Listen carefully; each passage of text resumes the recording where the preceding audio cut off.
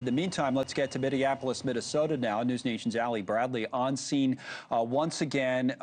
Snowing, protesters in the streets near the federal building. Bring us up to speed on what's been happening today in Minneapolis, Ali.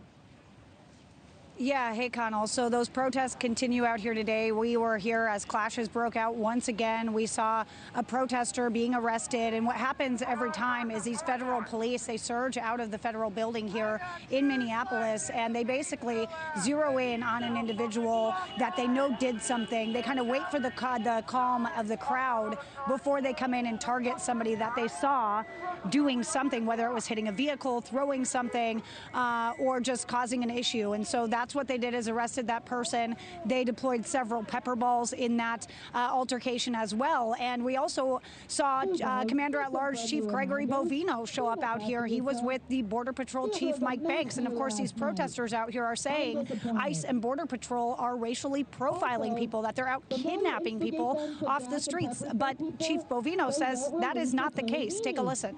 We're not looking at race, color, creed, religion, sex, or anything like that. We've said that many times. We're not, we haven't been, and we won't. We're looking at what your immigration status is. And for me to ask someone their immigration status, I think that's a pretty benign, fantastic way to help determine immigration status. It's the anarchists, the rioters, and some of the protesters that get out of line, that are using way too much force in what they're doing against federal law enforcement. Our mission here, Ali, is legal, ethical, and moral.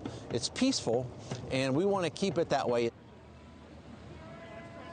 Now, they're out here protesting ICE, of course, and the shooting, the narrative that DHS is saying that comes with Renee Good's death. Now, we have new reports that show exactly kind of what happened, that she was shot 4 different times, and twice in the chest, 1 to her left forearm, and what the report describes as another possible wound on the left side of her head. Several witness accounts are also included in that report. Now, as the protests continue here, so does the vandalism. We've exclusively learned here at NewsNation that at least 11 government vehicles or rentals being driven by federal law enforcement were vandalized overnight. This was in a hotel parking lot in Eagan, which is a suburb of Minneapolis.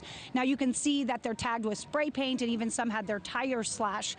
And FBI vehicles left at the scene of this week's ICE-involved shooting in North Minneapolis were also vandalized and looted. As you can see there, a gun was actually taken from one of those vehicles. The man who stole that gun, though, has since been arrested, according to our sources. Sensitive documents were also taken. Now, the city of Minneapolis was out clearing the streets and picking up the documents left behind. Our NewsNation cameras capturing this exclusively. Now, the crews told our crew that they were just going to dispose of all of those documents that they found from that looted vehicle. Now, the governor is calling for everyone to record everything, and the attorney general is calling for Minnesotans to share their experiences with his office, creating a portal to submit reports. Now, DHS tells us that at least 12 protesters were arrested last night in altercations. They apparently assaulted federal law enforcement, Connell. So those tensions have continued each and every night since last week, and I would anticipate that to be the case again tonight, Connell. What about that field hearing? It was Democrats, right? I saw it pop up earlier. What happened there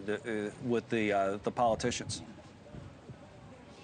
Yeah, so a group of Democrat lawmakers, including Pramila Jayapal and Ilhan Omar, were here leading that hearing, and it was actually titled "Kidnapped and Disappeared: Trump's Deadly Assault on Minnesota." It focused, of course, on ICE being present here and the issues here that they're actually against right now, saying that they are kidnapping people and talking about that. But the senator, one of them, Tina Smith, accused the federal government of actually covering up the Renee Good shooting. Take a listen.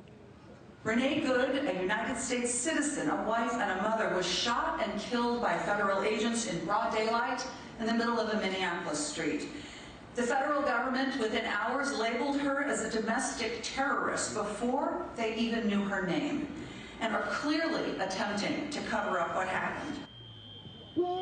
Now, we also just heard from DHS, who says that they have made at least 2,500 arrests of illegal immigrants here under Operation Metro Surge since it began about 5 weeks ago. So that's the very latest down here on the ground. Of course, these protests continue, Connell, as I kind of move out of the way so you can see exactly what's happening. Those tensions kind of rise and fall as vehicles come and go from this federal building. But Thank you for watching. Subscribe below and download our NewsNation app right now on your phone, and you will get fact-based, unbiased news for all Americans.